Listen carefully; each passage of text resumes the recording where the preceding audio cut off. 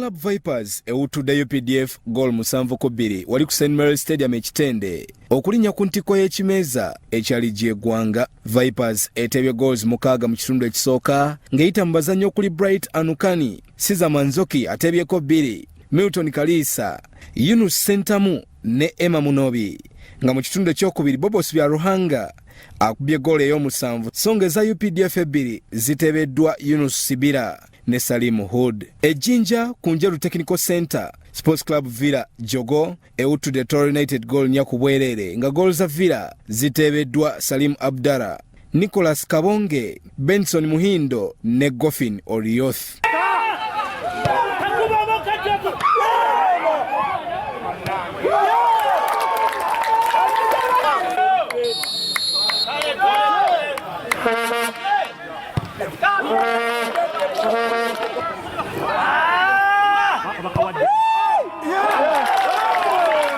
I think the boys, they had a good game. They saw a really good character. They deserve to win the game. And it's our second consecutive win and second consecutive clean sheet. Both very important for the team to build up our confidence and create the momentum. So well done to the boys. I'm very happy, especially with the second half. We created many chances and we were very solid in the back. Well, we were unfortunate.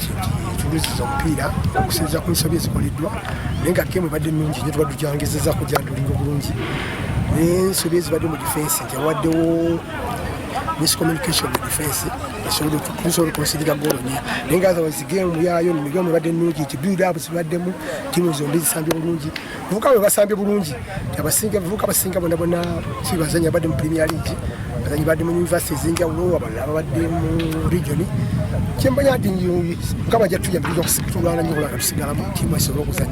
Mu West Nile mu Arua KCCA egudde maliri ne Ondu Paraka ku Greenlight Stadium ga goal 2-2. Goal za Ondu Paraka zitebeddwa Rashid Okocha ne Muhammad Shaban, ngeza KCCA zitebeddwa Arafat Usama ne Sadata na